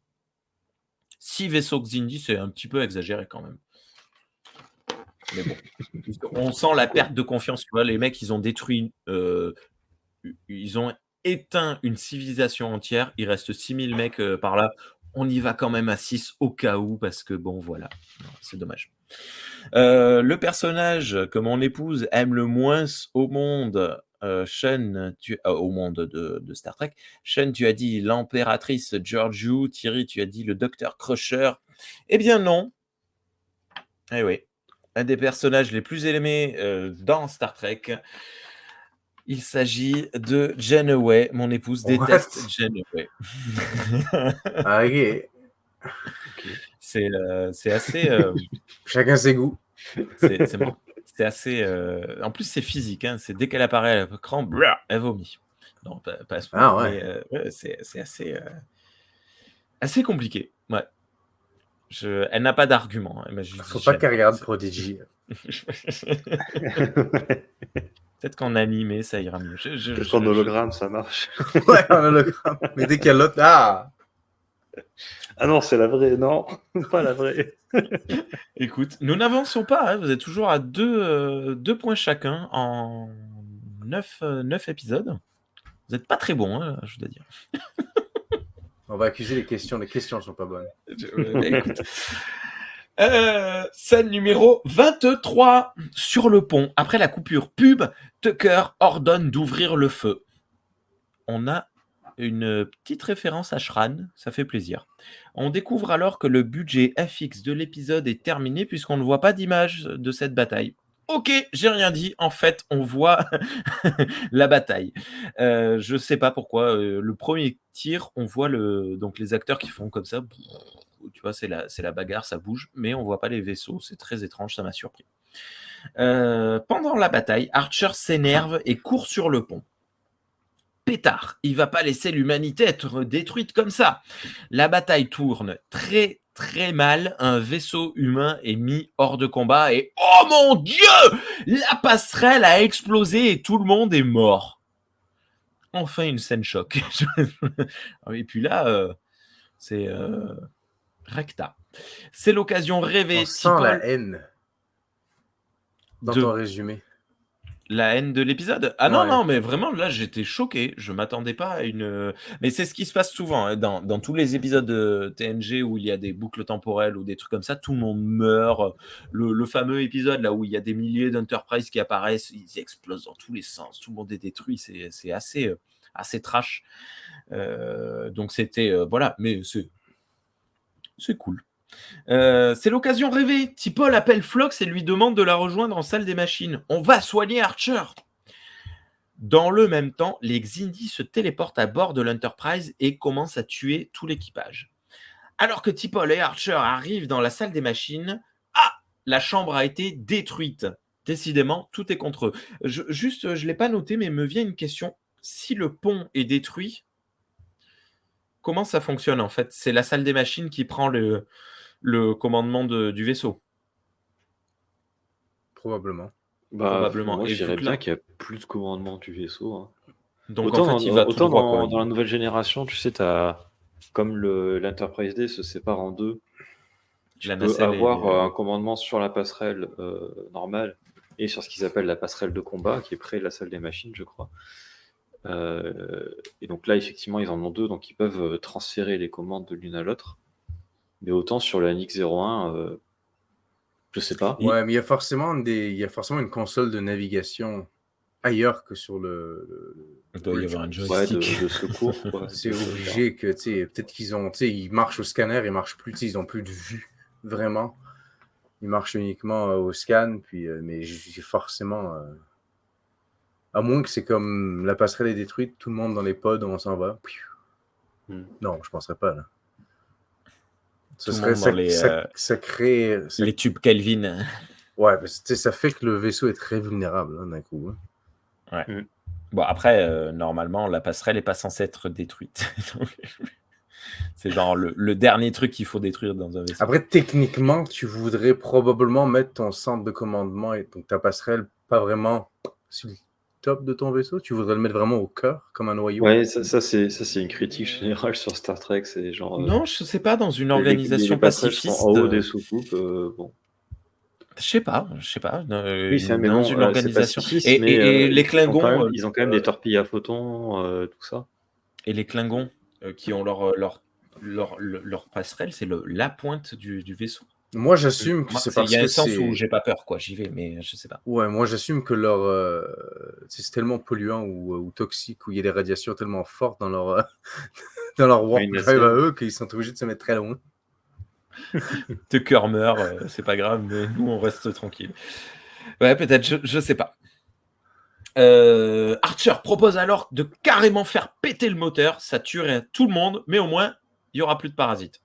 Une fois de plus, solution radicale s'il en est, ça marche. Mais un des injecteurs, je sais pas quoi, techno-blabla, est endommagé. Il va falloir le remplacer. Pendant ce temps, on voit l'équipage se faire massacrer, tranquillou, bilou. Oh, Phlox aussi est mort. Oh, T'Pol aussi est morte. Oh, Archer arrive à one-shot tout le monde, alors que ça fait 12 ans qu'il bouge plus de son canapé. Oh, il se fait toucher tout de même. Mais je me demande bien s'il va réussir à faire exploser ce fichu moteur pétard. Il reste que 3 minutes 48. Pourquoi à cette époque-là, tous les phaseurs des trucs ne sont pas réglés sur dissoudre? Tu sais, la puissance maximale. Parce que même les phaseurs déjà, des est-ce que ça d'énergie. est lié sur les pistolets phasiques d'Enterprise? Est-ce qu'ils sont capables de vaporiser? J'arrive pas à me rappeler si on voit des scènes où ils vaporisent des trucs avec. Je sais Je me pas. rappelle Mais pas. même Parce que les c'est pas lones tout à fait la même tirent technologie des que boules d'énergie. Oui, c'est c'est pas vrai. tout à fait la même technologie que ce qu'il y a Dans dans TOS, la ouais. série originale plus tard. Ça consomme peut-être plus d'énergie aussi. Ouais, c'est vrai, c'est vrai. Bref, tout explose. Ouf! Le vaisseau est détruit, l'équipage est sauvé. C'est la joie d'écrire cette phrase. Belle explosion à nouveau. Non, mais une fois de plus, hein, c'était assez cool. Le design des Xindi, j'ai oublié de le truc. Les Xindi qu'on voit sont. Ils me paraissent différents, non, de ce qu'on a vu jusqu'à présent. Non, ou c'est moi qui le. Tu parles des vaisseaux ou des... Non, les Xindi même. Je me rappelle pas. Ouais. Je les ai trouvés impressionnants la deuxième fois où j'ai revisionné l'épisode. Bon, bref, mais c'est pas grave. Ça Scène. n'a pas dû me marquer parce que j'ai pas fait de capture d'écran. Scène numéro 24 et dernière scène, Archer se réveille à l'infirmerie. Il ne se souvient de rien. Personne autour de lui ne se souvient de rien. Personne n'a appris de leçons. Personne n'a montré quoi que ce soit, si ce n'est de la loyauté et du dévouement habituel. C'est donc un épisode inutile. Bravo Enterprise. On termine sur une petite scène rigolote avec Archer qui demande un coussin, moins de lumière à T'Pol et la remercie en lui disant qu'elle ferait une excellente infirmière. Voilà, ça m'énerve, désolé. Hein. C'est un épisode que je n'ai pas trouvé très bien à cause de sa construction. Si on avait suivi les événements peut-être dans l'ordre chronologique, peut-être que ça aurait pris, mais le statu quo est trop fort et on sait pertinemment que non, la Terre ne sera pas détruite. On sait que les personnages ne finiront pas comme ça, etc., etc. Les paradoxes temporels, c'est de la marde, faut pas y toucher. Néanmoins, les maquillages, les costumes et les effets spéciaux de cet épisode sont merveilleux. C'est une réussite Il n'y a visuelle. pas de paradoxe temporel pour moi, à part le truc que j'ai soulevé, et qui n'est pas un paradoxe temporel, c'est juste un problème, quoi. Je savais pas quel mot utiliser. Ouais. Bah, des histoires de voyage dans le temps, mais c'est même pas une histoire de voyage dans le temps. C'est vrai que ça, c'est intéressant, je trouve, dans le concept. C'est-à-dire on a une histoire temporelle où personne ne voyage dans le temps. Je sais pas, je trouve ça cool. Et alors, le deuxième problème que j'ai avec cet épisode, en fait, c'est lié à pas mal de trucs que tu as dit. C'est un truc auquel j'avais pas jamais fait attention avant. Mais c'est lié à un truc que tu as dit plutôt, enfin, que tu as dit dans les épisodes précédents et tout. C'est genre, c'est Archer qui, à chaque fois, il réussit ses tirs de phaser. Et il réussit. Là, moins. Non, mais par contre, ça veut dire que si Archer est pas là, l'humanité est foutue. Genre, c'est Archer tout seul qui fait tenir ce qu'on verra plus tard. Alors, et que en gros, sans lui, rien ne se passe, quoi. C'est encore pire, je trouve, que tout ce que tu as relevé. J'ai un doute là-dessus. Là, ce qu'on apprend, c'est que si T'Pol est aux commandes de Capitana, ça va tourner comme ça. Ça ne veut pas forcément dire que c'est forcément Archer qui va sauver l'humanité, etc. Et si Archer n'est pas là, T'Pol est aux commandes, et donc, tu vois, non, mais si machin, l'amiral machin avait dit on met Tucker, ça se serait passé encore différemment.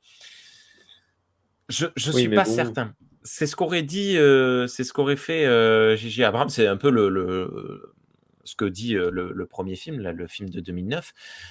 S'ils ne sont pas là, c'est pas possible, tout est foutu.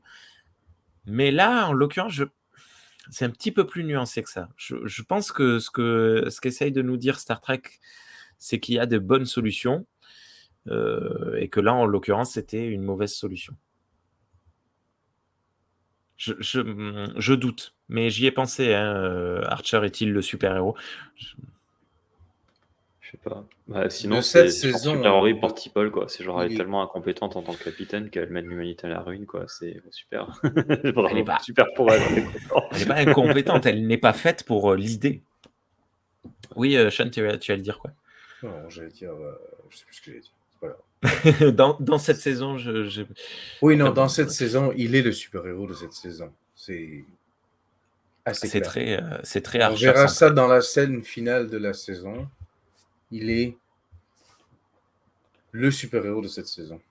J'ai fait un petit sondage si tu veux partager mon écran, pendant qu'on parlait. Donc là, c'est live, il reste encore 23 heures à ce sondage-là. Il y a uniquement 16 personnes qui ont voté. Mais effectivement, qu'est-ce que tu noterais, Enterprise Twilight? 43,8% des 16 personnes.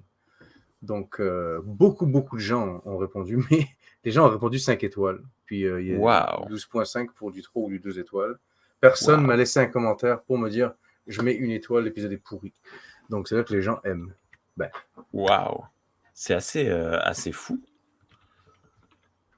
Donc, je verrai ça, on en reparlera à la fin des 23 heures. Tu sais, c'est sur 24 heures, un machin. On verra à la fin des 24 heures si ça a changé, mais non, globalement, les gens apprécient. Ok. Je suis très surpris. Ouais.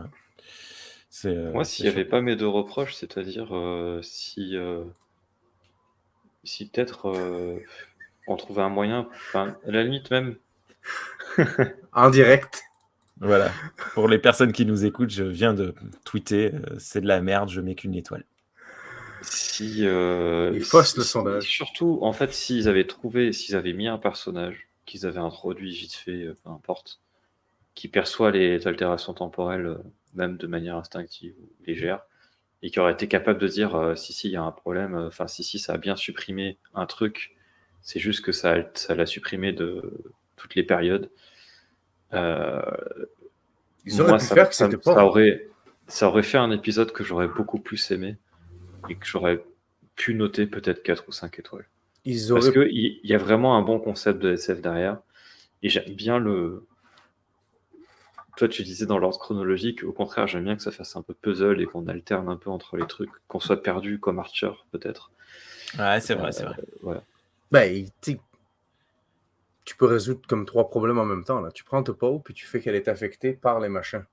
Donc, du coup, déjà, ça justifie pourquoi elle n'est pas prête pour l'idée, parce que, tu sais, elle est comme un peu détraquée en même temps qu'Archer. Ça fait qu'elle, du coup, elle est connectée à cette espèce de problème temporel. Du coup, ça justifierait pourquoi elle se souviendrait. Et en plus, ça justifierait ou ça donnerait une deuxième raison pourquoi elle est restée à côté de lui pendant 12 ans. Ouais, genre, elle en aurait eu qu'un seul parasite ou un truc comme ça qui l'a... Ou juste, elle les ressent. Ouais. Elle est, à chaque fois qu'elle essaie de parler à Archer ou quelque chose comme ça, elle ressent que... Parce que comme elle est télépathe... Ou elle lui a fait une fusion mentale pour voir si elle peut arriver à les déloger. Non, c'est tabou, on fait pas ça. Mais... Ça l'est plus, si. Non, on a déjà eu les fameux épisodes. Oui, mais ça, on fait pas de... D'accord. Ça règle les trucs. Ça pas régler le truc. Après, en plus, avec un gars qui est fou, tu rigoles, quoi. C'est en saison 4 que la fusion mentale, ça va mieux, mais... D'accord. Et encore, ça commence à peine, quoi. Parce que quand tu retrouves le 4A dessus... Ça aussi, désolé, mais les épisodes sur le sida de l'espace, c'est top 10 devant Twilight. Bref. Non, mais les deux, quoi. Ok.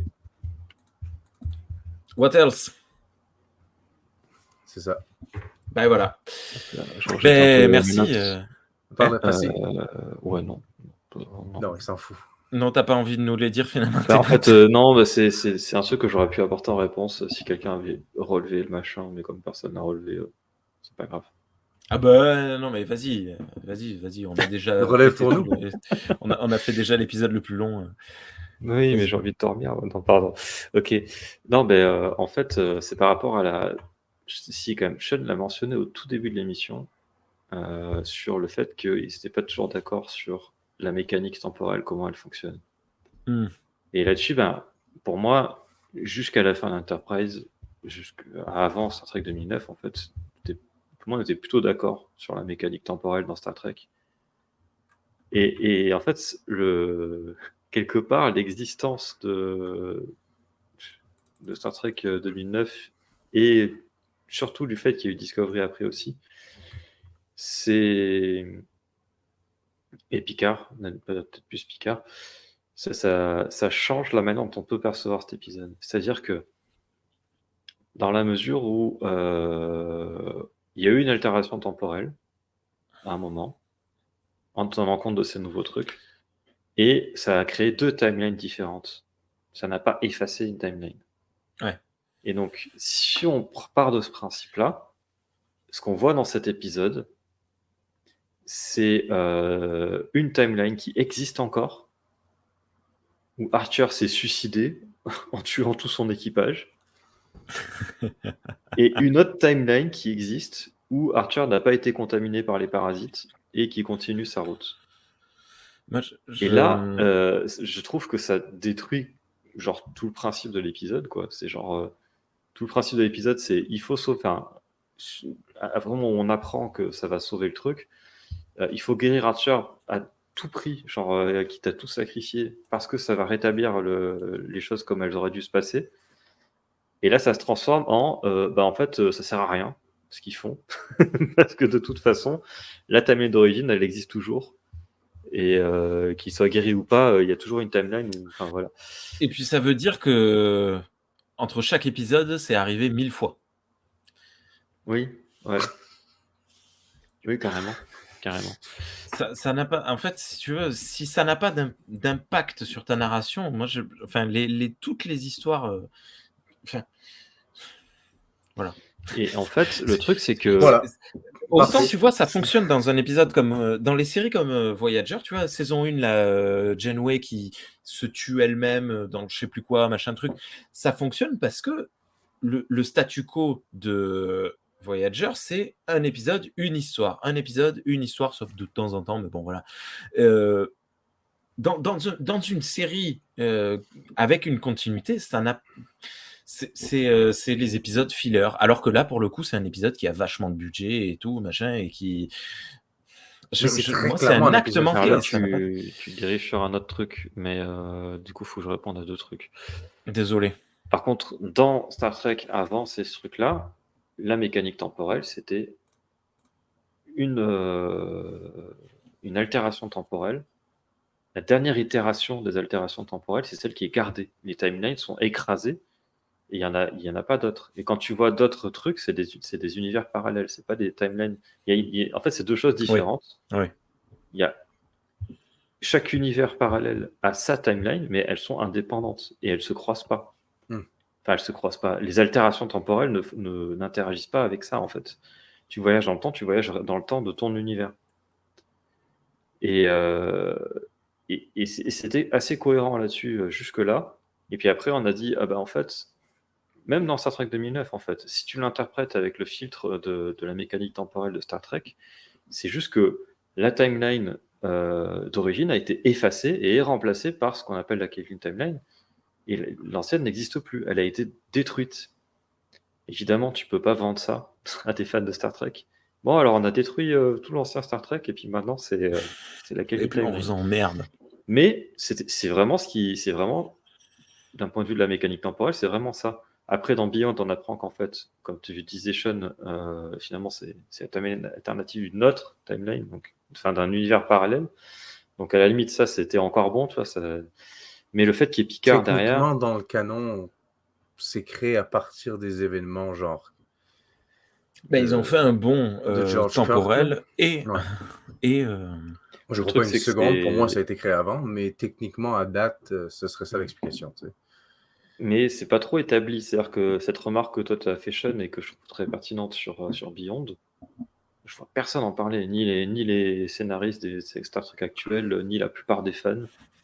Et donc pour la plupart des gens, c'est vraiment la prime timeline, ce qu'on a celle d'où vient le vieux Spock dans 2009.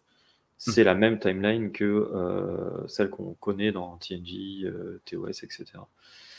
Et si tu pars de ce principe-là, ça marche. Déjà, la mécanique temporelle n'a plus aucun sens, parce que du coup, un coup, ça fait un coup, ça fait un truc, un coup, ça fait un autre truc. D'ailleurs, il y a 2 mecs qui ont collaboré, enfin, il y en a un qui a repris le travail de l'autre. Ils ont créé une théorie unifiée du voyage temporel dans Star Trek qui tient compte de tout jusque là, je crois que ça date de 2018, un truc comme ça, ou 2019, je sais plus. Et qui arrive à expliquer que, en gros, c'est la quantité de décalage temporel. Alors, ils expliquent ça avec de l'énergie.